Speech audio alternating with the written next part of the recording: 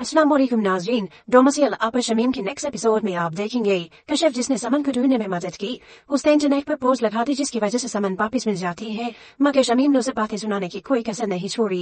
अब्दुल बारी और कशिफ दोनों को ही बेइज्जत करती है कि तुम लोग अपनी औकात में रहो, नसीम के ससुराली मामलात में टांग अड़ाने की कोई जरूरत नहीं। तो यही कशिफ होती जो अब्दुल बारी को एहसास दिलाती है दूसरों की ज्यादती पर खामोश रहने वाला इंसान खुद के साथ साथ खुद से मुंसलिक रिश्तों पर भी ज्यादती करता है। अब्दुल बारी देखिए, जैसे आपकी घर में इज्जत नहीं खुद की तो आप मेरी इज्जत क्या करवाएंगे। ये बात तो अब्दुल बारी की अकल को जा लगती है। यहाँ अगर मेरी इज्जत नहीं तो बीवी की कैसे करवाऊंगा, कोई तो मेरी बात सुनेगा ही नहीं। ये शमीम मोहतरमा जब घर वापस आई तो कशिफ का पूछती है तो वालिद ने बता दिया कि माँ किस तक गई अब्दुल बारी के साथ। यह सुनकर इस शमीम को तो हंसते होने लगा। उसी वक्त चिल्लाते हुए कहती है किस खुशी में गई है वो मार्केट, मियाँ की तो अभी नौकरी लगी नहीं है और उसने अभी से फजूल खर्ची करना शुरू कर दी। ये तो कशिफ होती जो अपनी शॉपिंग करती है और अब्दुल बारी को भी शॉपिंग करवाती है। यो अब्दुल बारी तो कशिफ के साथ था, शॉपिंग करके उसे बहुत अच्छा भी लगा, मगर क्या मालूम के घर वापिस आए तो उसकी अब खैर खबर उसने लेनी है। वो रात को घर देर से वापिस आते हैं तो अब्बा जी ठहरे थे इंतजार में अब्दुल बारी की खबर ले ली। देखो अब्दुल बारी, ये फजूल खर्ची अच्छी नहीं। यूं दोनों अभी हंसी खुशी तो वापिस लौटे थे, अब ये सब कुछ भी सुनना पड़ा। शमीम भी अलग ही क्लास ले लेती है कि ये फजूल खर्ची बिल्कुल भी अच्छी नहीं। यूं अब्दुल बारी और कशिफ फिर से बेइज्जती होंगे, मगर कुछ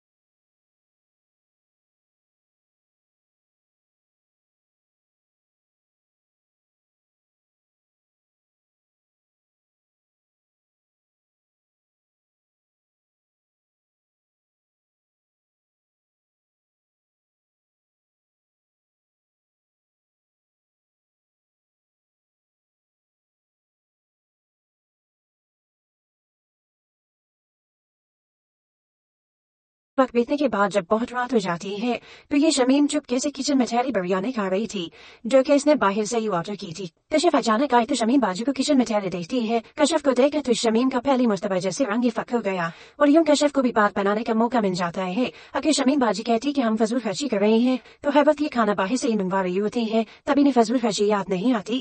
यूं आज पहली मर्तबा ये शमीम कुछ उदास होती है, अपने कमरे में तनहा बैठी, जबकि दूसरी जानिब असल हकीकत तो इस रजा की खुलती है सायरा के सामने। वो तो इत्तेफाकन यहाँ से गुजर रही थी कि अपने सास ससुर को बात करते हुए सुनती है तो मुतवज्जा हो गई जो अपनी बीवी से परेशानी की वजह पूछ रहे थे। फिर किसी लड़की का चक्कर है क्या, तो आफा बेगम ने बता दिया लड़कियों से दोस्ती तो उसकी हमेशा से ही रही है, मगर अब बात दूसरी शादी पर आ गई, रजा दूसरी शादी करना चाहता है। ये सुनकर सायरा तो चौंक जाती है, उसकी तो जैसे पैरों तले जमीन ही निकल गई। जी ये रजा इसलिए मैं उन्हें पसंद नहीं आती थी, मेरी लाख कोशिशें करने के बावजूद भी मैं उनकी तवज्जो हासिल नहीं कर सकी क्योंकि ये तो बाहर अफेयर चलाते हैं। कुछ ही देर बीत जाने के बाद ये रजा चाबी घुमाते हुए आ गया।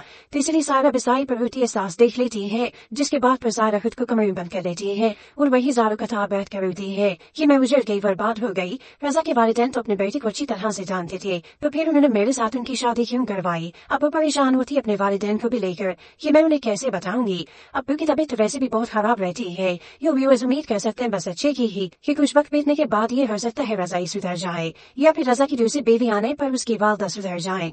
पर व्यूअर्स इसके मुतालिक आप क्या राय रखते हैं, हमें अपनी कीमती राय का इजहार जरूर कीजिएगा। मज़ीद ड्रामा रिव्यूज के लिए आप देखते रहिए उर्दू टीवी।